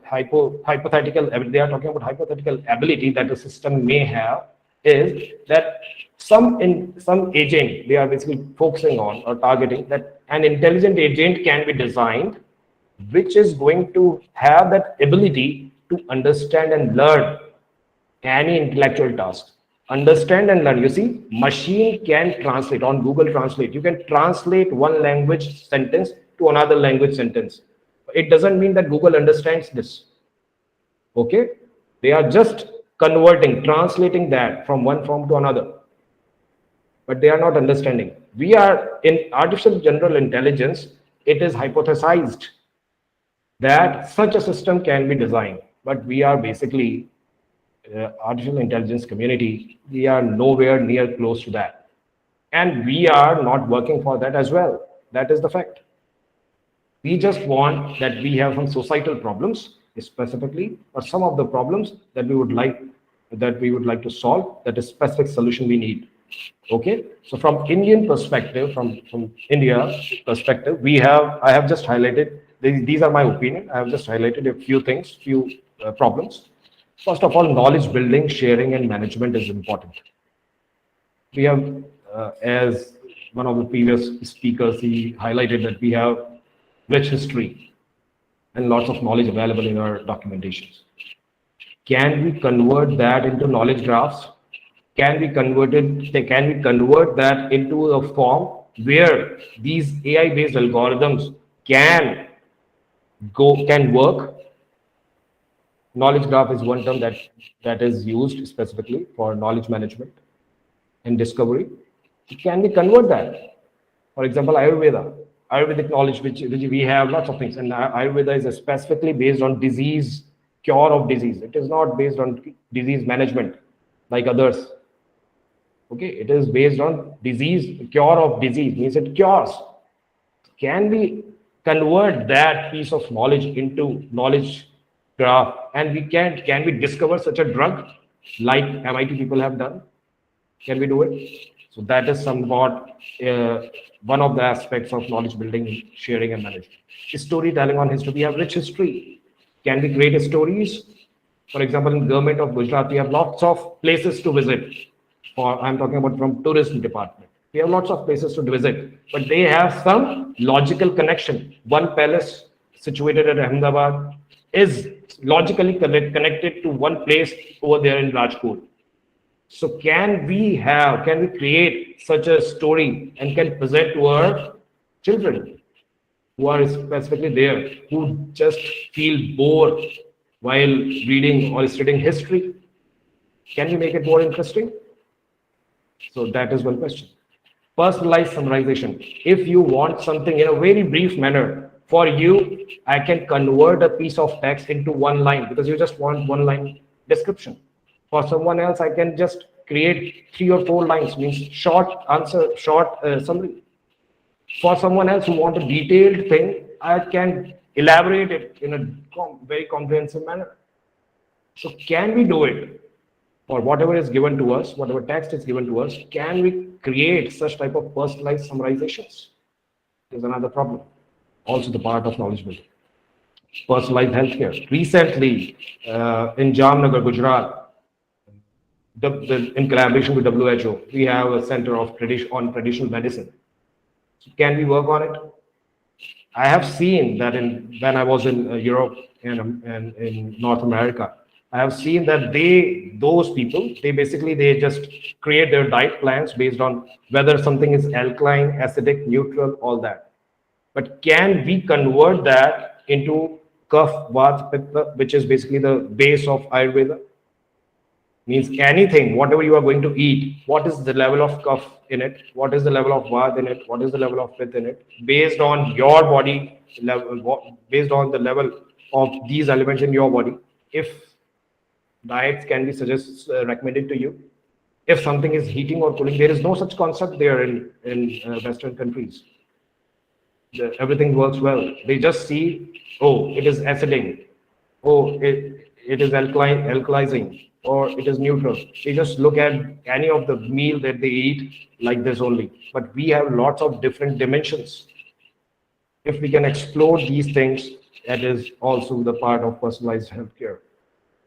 And citizen-centric AI solutions as Government of India last year, they have introduced this human-centric AI applications and all that. So there we are talking about citizen-centric AI solutions, specifically in India, where more than 18 languages, I'm talking about languages, and lots of different types of utterances. Fine. So in such a country, can we remove by using NLP and NLG, natural language generation, natural language understanding, natural language processing, by using all of these things, can we reduce these barriers, language barriers for our it will help our farmers, it will help our small scale business holders, vendors specifically, and it can create explanations which are sensitive to user understanding. For example, if I need to buy Ashgard, what it is called in Gujarat is, the term is different from what it is called in Rajasthan, from what it is called in Maharashtra. So can I convert that piece of text into a specific into something which is specific used in that particular region? Another point is that, again, with the perspective of public data protection regulation, that whatever terms and conditions are there whenever we install something, whenever we use something, and nowadays most of the time we use browsers because we use cloud-based applications. So there are lots of terms and conditions for all the plugins that we add into our browser. Can we convert those terms and conditions into the privacy and data protection facts, that these are the data that this application wants from you? It will use this piece of data. Would you like to allow this application or not? I'm talking about on the browsers. Specifically those facts. If those terms and conditions which we just ignore, we just say, I agree. In place of those long terms and conditions, if your browser has that capability to convert that into specific points, then it can be a useful application. So with this, thank you very much for the time or for this opportunity to me, and thank you very much. Thanks. Thank you so much, sir. It was really interesting hearing you on this. It was really, we had real examples and various aspects of intelligent systems explained in a very simple language that any common man can understand. So thank you so much for your presentation and talk. We move on with Professor Dept Maulankar, who is the director at Indian Institute of Public Health, Gandhinagar. He is actively involved in research and is focused on improving management of EMOC in rural hospitals, strengthening the reproductive health program management, improving the quality of care in family welfare, including maternal health, health policy analysis, and implications for program management, management training for health and family planning, government, NGO collaboration in health programs, management of service sector, and the quality of services. Sir, we request you for a brief talk on the future technologies in the healthcare sector. Yeah, thank you very much, Dr. Payal. Are you able to hear me well? Yes, sir. Yes, sir. Yes. So first of all, thanks to GUJCOST, Dr. Sahu and his team, as well as the seniors who are there in the panel and very esteemed speakers. I think they have laid a very good foundation for my talk. What I'm going to focus, and as you know from my bio, which was just presented, I'm not a technology person. So let me share my screen and see. Let me see. This is not what I want to share. Let me see. Okay. I need to share my screen. I hope I am able to share my screen.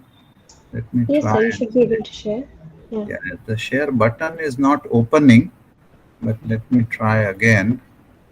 I didn't realize, otherwise I should have tested it, but all the same, entire screen. Can you allow me to share? I think there is some issue. You can share a window. You can open the presentation and then share a window. Yeah, my presentation is open. Let me minimize and it. from the meeting tab, you can have the present option, your entire screen, a window or a tab. Okay. So you can choose a window. A window. Let us see. Is that now visible, my presentation? Yes, sir. It's loading. Yes, sir. Visible now. Let me make it full screen. Okay. So as you know, I'm not a technology person. I have background in public health and health management. What I want to do is quickly run you through some of the technologies which we are aware and which we can classify. If you look at health technologies, historically, there are 4 or 5 routes from which they came. Microscopy, 1600s, microscope was developed and people started looking inside the body. Then chemistry. So all natural substances, people try to understand the chemistry and made synthetic molecules. For example, aspirin came like that. It came from natural origin and then it was synthesized from a plant to the molecule identified. Then biochemistry for various tests, physics, X-rays, and electrophysiology, cautery, ECG, EEG, ECT, so all electronic related machines came from that. If you look at the history, the simplest technology was stethoscope, the most complex is CT, MRI, and now even more.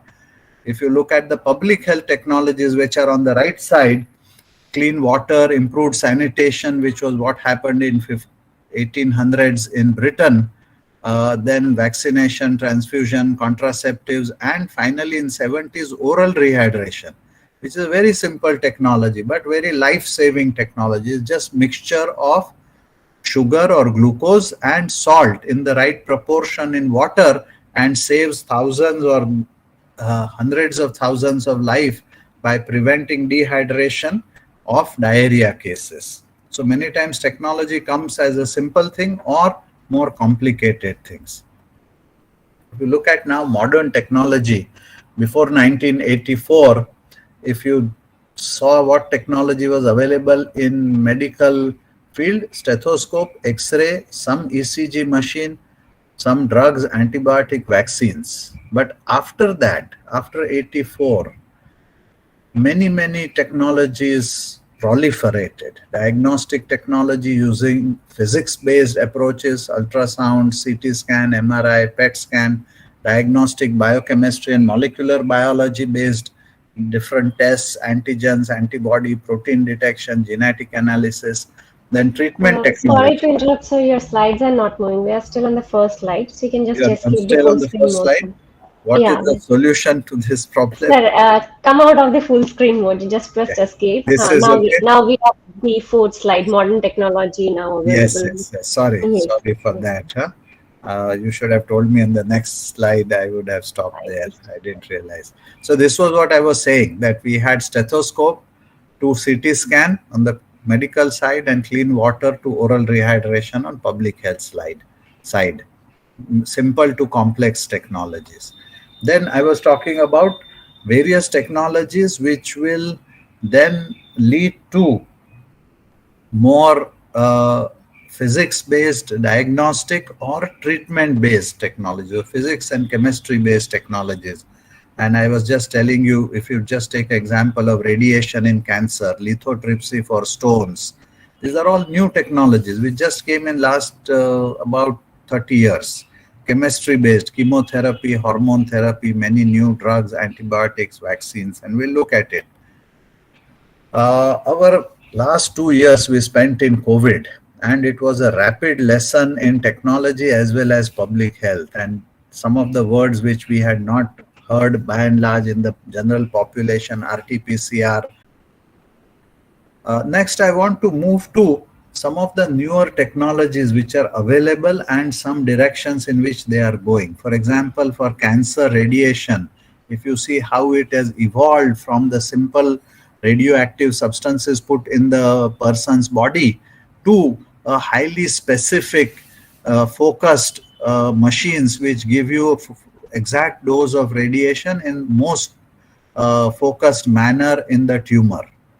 Similarly, targeted chemotherapies have been there. So the chemotherapy molecules are tagged with specific antibodies. They go to the cancer cell and then bind with that cancer cell and kill the cancer cell. So such very specific technologies are being developed. Next is stem cell technology. Now, stem cell is a type of cell which is lying there in the body. It originates from the fetus, and it is a generic cell from which different organs are formed, or different cells. If the right side picture shows, it can be converted into many forms of cells and body parts.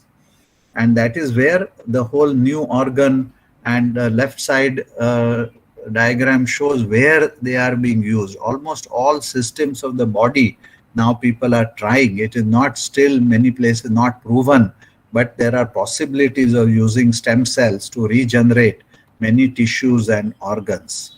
Besides the stem cell, there are other immune cells, the natural killer cells, the CAR T cells, etc., which can be then taken out, primed, and given back to the patient to kill specific disease-causing or cancer cells.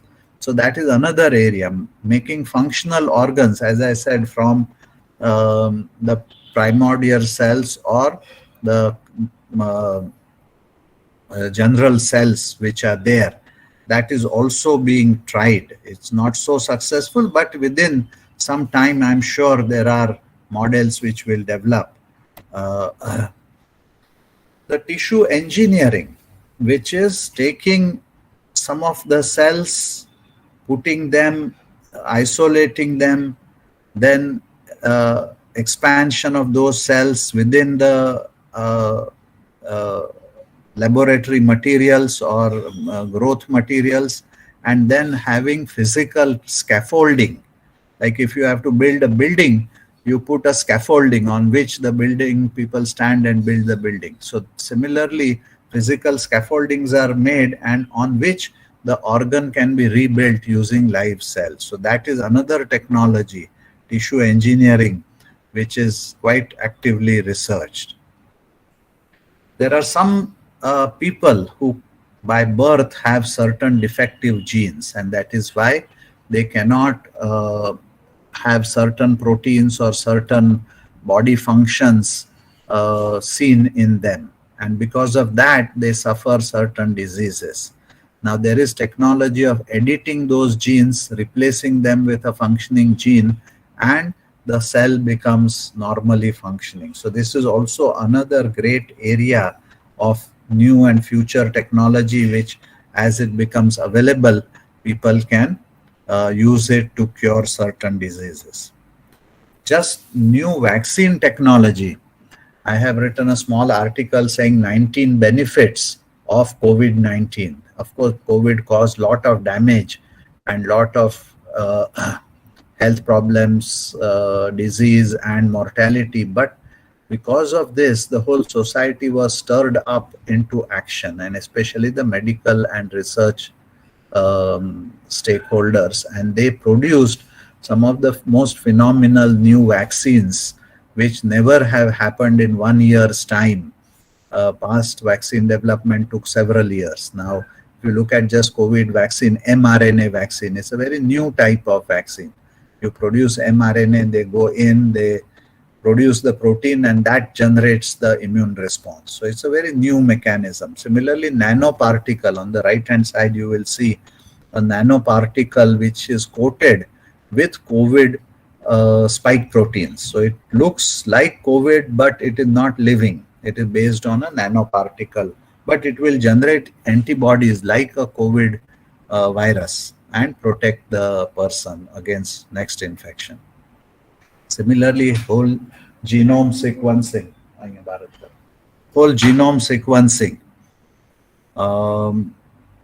In GBRC, which is part of Gujarat Science and Technology, they did the whole genome sequencing of the COVID virus many times to see what new patterns are coming, what new mutations are happening, what new strains are coming. And it's a very complicated, expensive methodology, but gives us indication of how the virus is changing.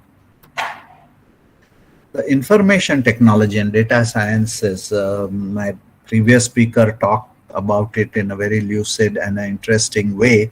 But COVID provided us with so much of data from so many countries, testing, hospitalization, deaths, vaccination, and genetic sequence data, so that all the people who are working used various data science and computational technology. Infographics were generated by many sites, including Hopkins University and other places, which were very useful for policymakers to understand how the epidemic is going, how we can control it, and once we take action, to see that epidemic is going down. So information technology and data science was very important in the COVID pandemic.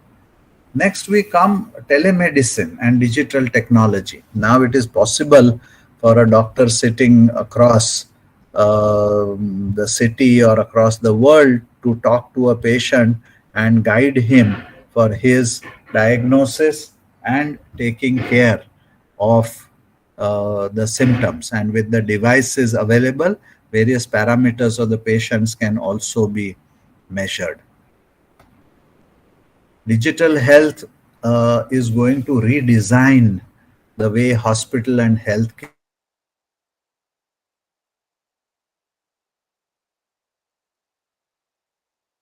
sophisticated tests and invasive care may be the only reason where hospitalization or surgery or delivery, things like that, will have to go to probably hospital.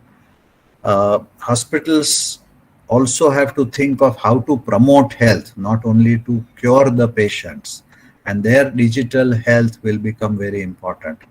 Hospitals without bed, many times we wonder, and of course there are. If you go to some of the ophthalmology hospitals, technology has so dramatically changed that by 5 o'clock the hospital is closed. All patients are operated and sent home by 5 o'clock. So there may be no bed hospitals. Smart hospitals based on the data flows and decision making, which the digital technology will help in improving.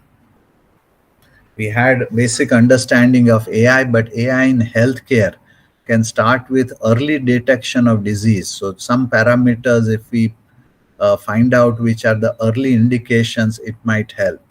Improve in decision making, aid in treatment, end of life care, connected care, and better overall experience. So all of that, various dimensions of healthcare will become a reality if we use AI in healthcare, and many processes and decision making may become simpler and more based on evidence rather than based on opinion. One of the problems of current medicine is many things are based on opinion of the experts, not the data which supports that opinion. Of course, sometimes there is no data and opinions are important, knowledge is important, but many times there is data, but we can't put all the data or may not know all the data, whereas the AI system which is well developed will try to capture all the data. Some of the other current uses which are being developed, very interesting, skin cancer detection. Now, skin cancer is not so common in India, but in the Western countries with white skin, they get lot of radiation damage from sunlight and they develop skin cancer. So they have developed mechanisms by which a skin picture will be taken, the picture will be analyzed by a AI system, and it will identify suspected areas of skin cancer. And then only those areas the doctor will examine in detail to see whether, and if required, take a biopsy. Similarly, eye diseases. We have lot of diabetes, we will need lot of eye examination. If you really know, the protocol is all diabetics must get their eyes examined every 6 months. So suppose India has roughly 6 crore diabetics. So that means 12 crore eye examinations have to be done, including the fundus examination, which is more difficult, in 1 year. Now for that, many solutions are being developed where a machine or a camera, a digital high resolution camera takes a picture of the fundus, which is the back part of the eye, where actually the screen on which the picture is seen. Here you see the red circle with a orange dot, that is the retina. The picture is taken, and wherever there is damaged parts, the AI engine will highlight those which the ophthalmologist will see and determine what to do. Similarly, histopathology, when there is a suspicion of cancer or any complicated disease, pathologists take a sample and it is cut in pieces and examined under microscope. That is called histopathology. There, if AI is available, then it will highlight the suspicious areas of disease. As you see, this man is looking at 3 pictures. The central picture is a normal screen or the microscopic picture. On the right hand side, it is areas of red, shows suspicious areas where he has to concentrate and read the film based on his experience. Similarly, future technologies like augmented reality, virtual reality will also help surgeons, doctors to visualize the organs based on previous images taken from various technologies like MRI, CAT scanning, and while operating, take into account those images or see those images, overlap those images on the physical body, and then do the operations. Virtual reality might divert, it may be a good way to divert patients' attention during painful procedures where anesthesia is not possible. The next one is a series of interactive chatbot type mechanisms where many times patients have all kinds of questions to talk to the doctor, and many times doctors are very busy, patients are afraid to ask questions. So if there are good chatbots developed, then in the digital world, as you chat with a friend, you can chat with the chatbot and ask your questions, and they will have a knowledge base from which they will try to answer your questions anytime, day or night. And this will reduce the burden of the doctors and nurses and improved adherence towards the medicines, treatment, lifestyle changes. Because many times what happens is doctor said something, patient forgot. What is the side effect? Then he can send saying, oh, this is the medicine, can you tell me what is the side effect? And the chatbot will reply, this is the side effect, this medicine has to be taken before meals or after meals, etc., etc. So that is happening already to some degree. It will increase in future. There are very new technologies being developed by Stanford University and in California and other places, where there are certain nerves where they implant small electrical stimulators. There is a specialized nerve called vagus nerve which goes from the brain to many organs, and it has a very vague function, but it is very important in many areas, and its stimulation can produce many good effects, and people are trying that how to stimulate that nerve. So those kinds of bioelectric technology is being used. Very recently, new technology is being used for Parkinson's disease, which is a disease of the old where hands and feet shake, and it is a progressive degenerative disease. There is no particular cure. So here they are trying to attach small vibrating like a glove where the fingers will vibrate because of electric current. And because of these vibrations, the nerves which are there get stimulated and the brain parts get stimulated. And they have been trying to see, and they have got very good results initially with small number of patients, to see that this will reduce the Parkinson's symptoms in the patients which are undergoing this kind of treatment. Of course, these are very new. Some of them are US FDA approved, some are not approved, some need more technological development and testing. The next is exoskeletons. The simplest type of exoskeleton which is available is a kneecap. If you have knee pain or knee injury, many times on the left hand side you will see that a kneecap is prescribed, and you wear that and the joint heals and you are okay.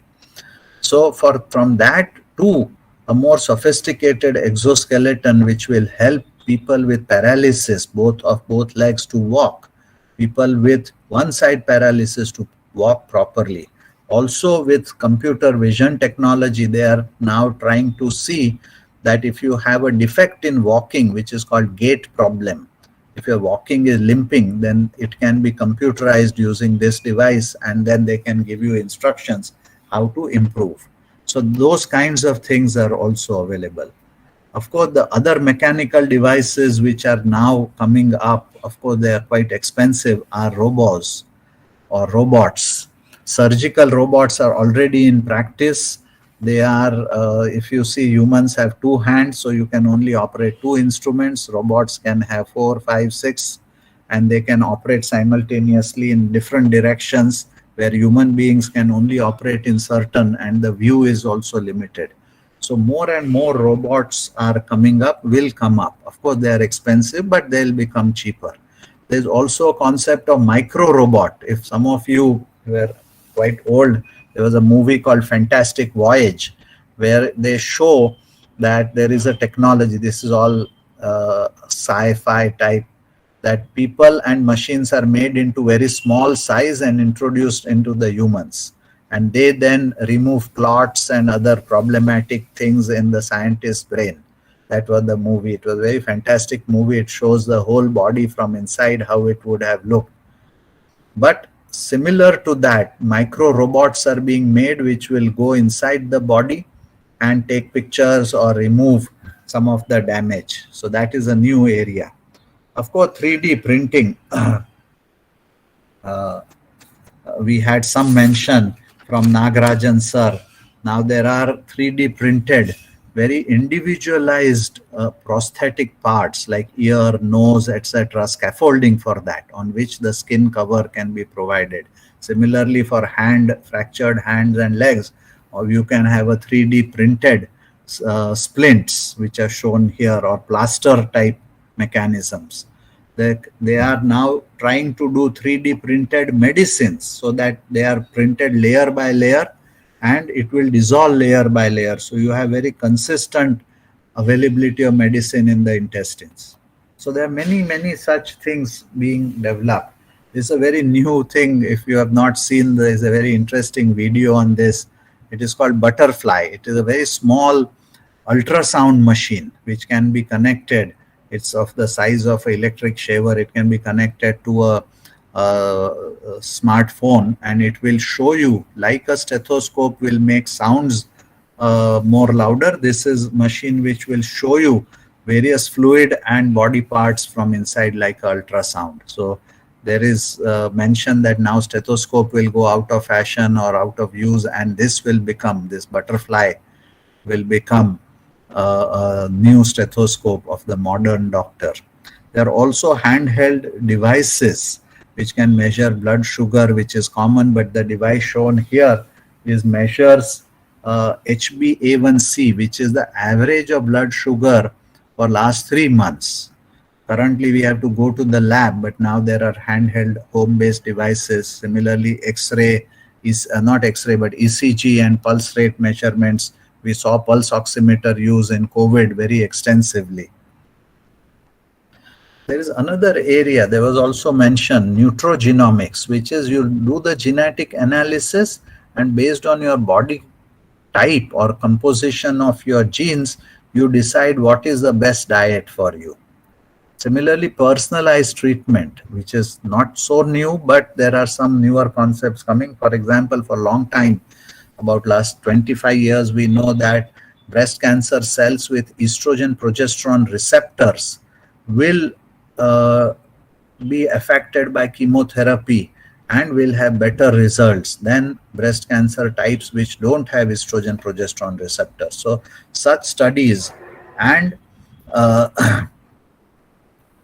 genetic analysis will tell you that what kind of drugs will have more impact, what kind of drugs will have less impact, and what kind of drugs may have worse side effects in you.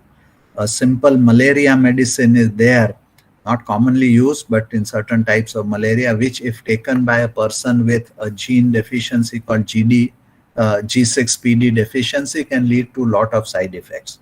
So such things may be possible in future to diagnose and treat it individualized.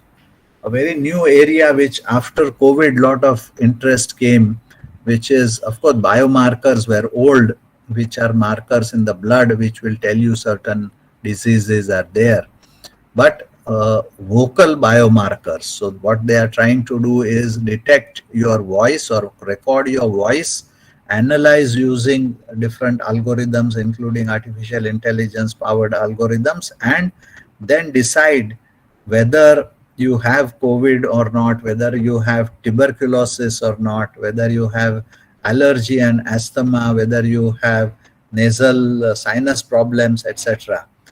We also know by hearing somebody's voice on the telephone, we can make out that do you have cold? We ask, તમારું નાક તો બંધ નથી થઈ ગયું ને, શરદી તો નથી થઈ ને, અને અવાજ બેસી ગયો હોય તો આપણને ખબર પડે. So in that way, a machine can understand many more nuances which the human mind may not be able to capture, and that is where a new area of vocal biomarkers are being developed.